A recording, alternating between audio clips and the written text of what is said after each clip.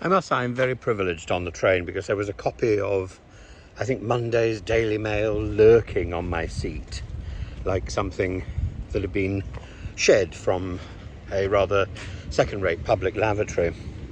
And it was full of entertaining content, not least Nadine Dorries' column, which stands out in putrefaction as something extraordinary.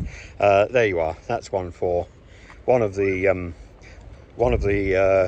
comment people who loves my use of the word extraordinary. This article ranges from bottom pinching to bottom feeding. My word, it's coarse, it's savage.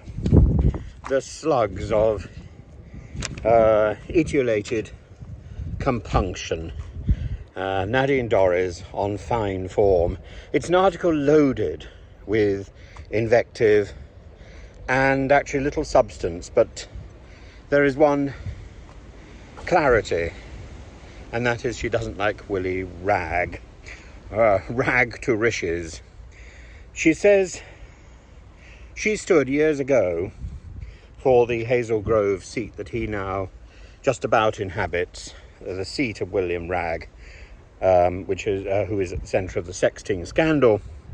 And she cites Andrea Jenkins, of course, she of the one-fingered salute, and Dr. Luke Evans, he of the propriety, both claiming to be victims, like William Wragg, of sexting.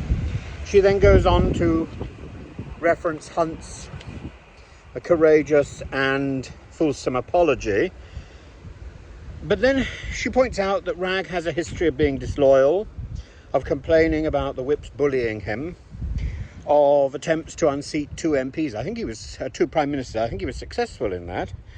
And then she points out this extraordinary story about Chris Pincher by name, Pincher by nature, and how he pinched on the bottom a friend of Wraggs in the Carlton Club, and that friend then texted Wragg to say, "We've got him," says Nadine.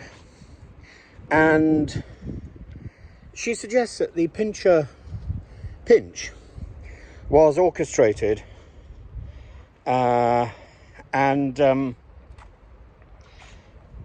unnamed journalist was also involved who was close to Wragg.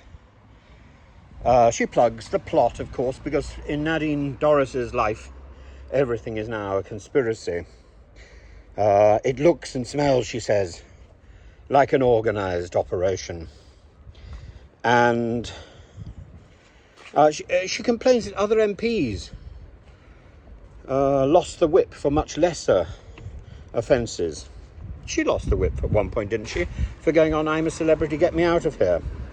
The tractor porn man she references, Neil Parish, who had a moment of madness with a Massey Ferguson or some other advertising gimmick.